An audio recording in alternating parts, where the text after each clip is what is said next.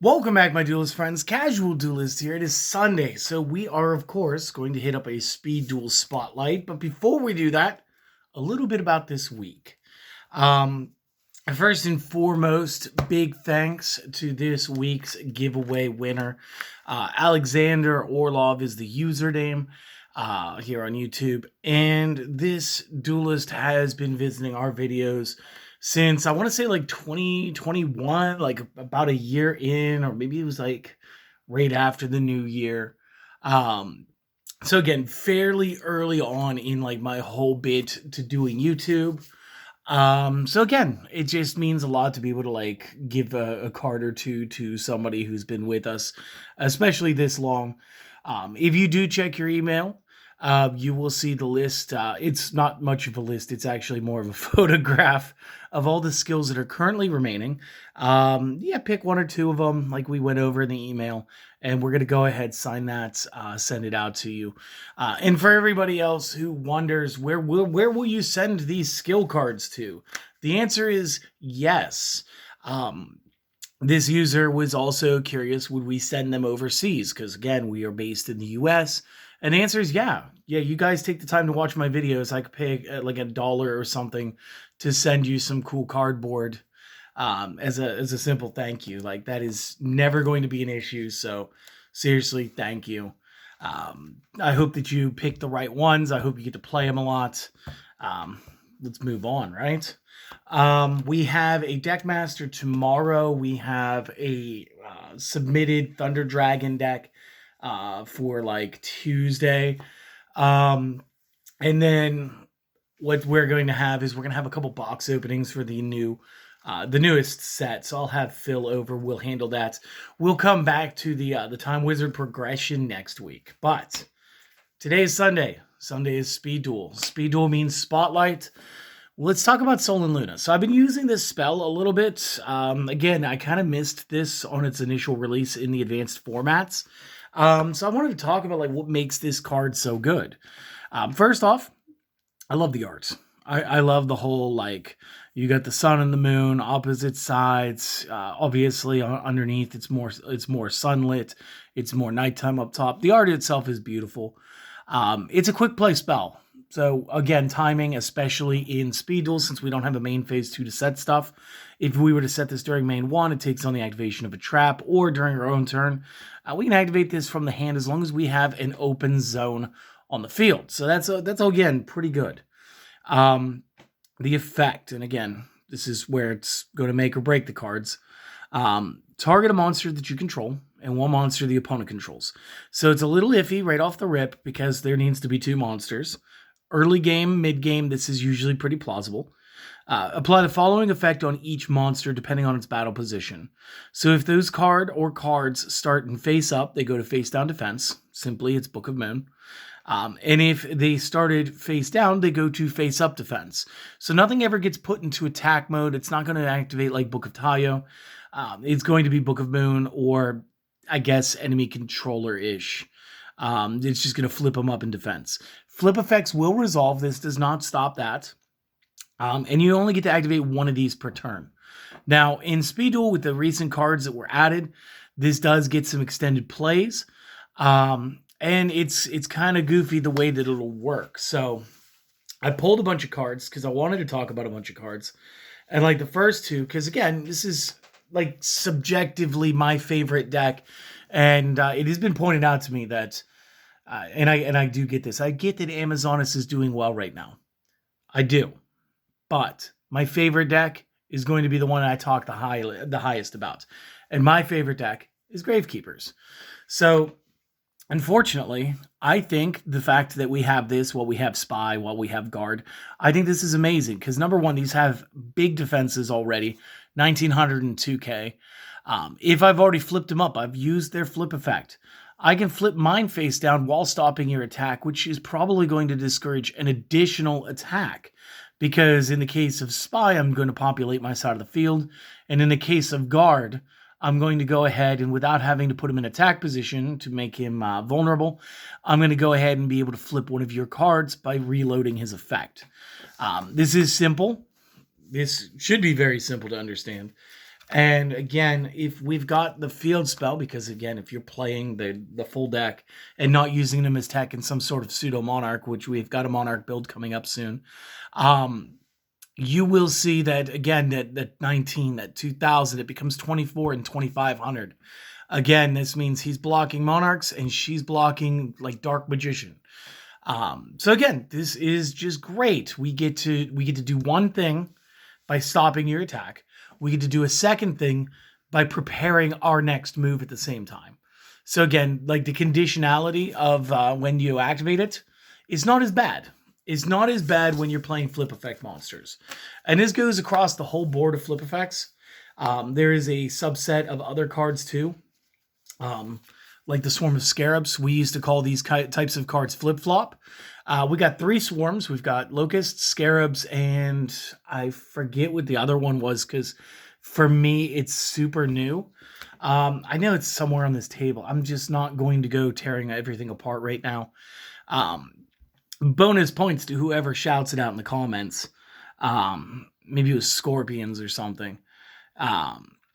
But the swarms have the ability that once per turn, they can go to face down defense. And then if they're flip summoned, which is different than a flip, meaning it has to be me as the player manually moving them up.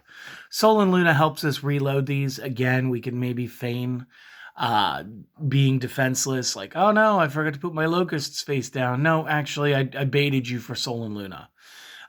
So we can reload these guys face down.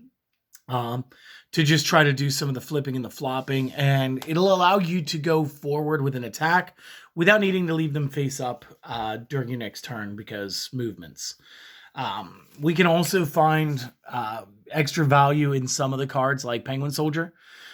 One of the good moves with Penguin Soldier is to like have Penguin Soldier flip, bounce himself and one of the opponent's cards since it is 2 monsters on the field, and it's up to 2. So you can just choose to bounce 1 if you want.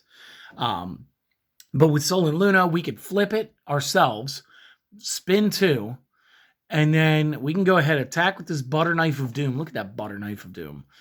We can go ahead and get that attack off, and then we can defensively go against the Sol and Luna the next turn, flip mine and yours down. So now the Penguin Soldier's in defense along with your card.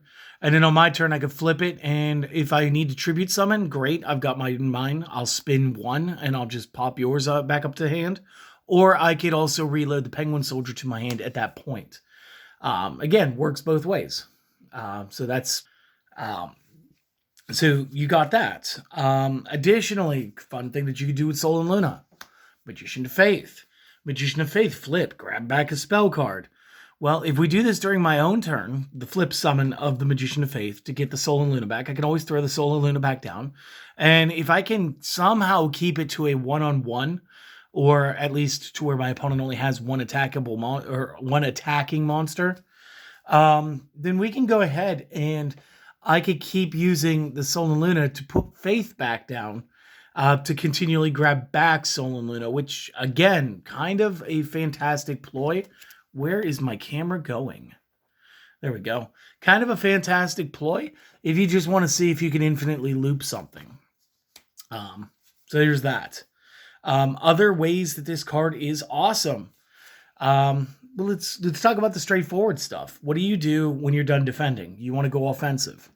So we got Drillroyd and we got Sasuke Samurai. And the reason that we have these two is, again, I think you guys have seen the Defense Breaker deck now. It's great. Sol and Luna does put it face down. So that means Sasuke can go ahead and get it without a flip. So if our opponent was playing flip effects, maybe they had the Magician of Faith, the Penguin Soldier, the whatever, we're going to go ahead and get rid of it without the flip. Drillroyd will do the same thing, which is great. But Drillroyd will do it for face-up defense as well. So if we are targeting a face-down defense that the opponent has because we want to reveal it with the Sol and Luna, which again is kind of worse because why would you do that? You're still covered. But Drillroyd and Sasuke, this just basically means that you can total up to having 6 copies of Defense Breakers in the deck. And since Sol and Luna right now is not limited, it can play alongside of Book of Moon and really let these cards go crazy. Speaking of stuff that breaks defense, It's a quick step into a shield crush if you maybe have points on board to go for lethal. Maybe you don't want to attack with the Drillroid, you just want to move that attack monster to defense mode. You could 2-card combo this way. Potentially, while again utilizing more flip effects to get to where you are lethal. And again, no one to cross out for the single like destroy remove type effect. And again, like both of these will fall short against one card that was recently added because I think Big Shield Gardener got added this set. So again, like when he's face down, he'll just negate it, but he'll come face up afterward. So then, Droroid still goes in and still does his job. Again, so it's not that big of a deal. One other cool thing I did notice, and this is just like neither here nor there because I still haven't really played this card to its full potential yet, is the TI's Restrict. Being able to put my Thousand Eyes Restrict face down means that I will be able to destroy or unequip it from having the monster vacuum. So it's been a while since we've read this over, so let's go ahead and just take a peek, right? Other monsters on the field cannot change battle positions or attack. Once per turn, target a monster your opponent controls, equip it to this card. You can only hold a maximum of 1 card this way. This card's attack and defense become equal to the equipped monsters. Sidebar, if the monster you equipped was face down, it is considered to have no stats. You will gain nothing. It will be 0/0. If this card would be destroyed by battle, destroy the equipped monster instead. But unlike Relinquished, which would say that me and the opponent take the damage at the same time, Restrict, since he does have this field paralyzation effect, does lose that. So we will be the only ones taking battle damage. And again, if you guys are thinking about the Soul and Luna the way that I'm thinking about it, this is a good way to just maybe once in a while get him down so you can manually flip him. You get him down so you could play around it. If your opponent has it, then you could start attacking again, including and leading up to attacking the Thousand Eyes Restrict itself. By the time it's flipped up in defense, it's already stats calculation. It's too late for his his paralysis to affect you. And it's just good stuff. So it kind of works for and against Restrict. There are better methods. I will give you that. That's why it's just sort of like a little honorable mention. It's not meant to be too much of anything. That said, this is the Speed Duel Spotlight, Soul and Luna. I think it's good. One more time, we got a cool week planned for you guys. We hope that you enjoy it. And special shout out again to Alexander Orlov, the username on YouTube. Again, I can't wait to get those cards in the mail if you decide that you want to, whichever. You guys all have an excellent day. Hopefully we'll have an excellent week together. See you next time. Peace.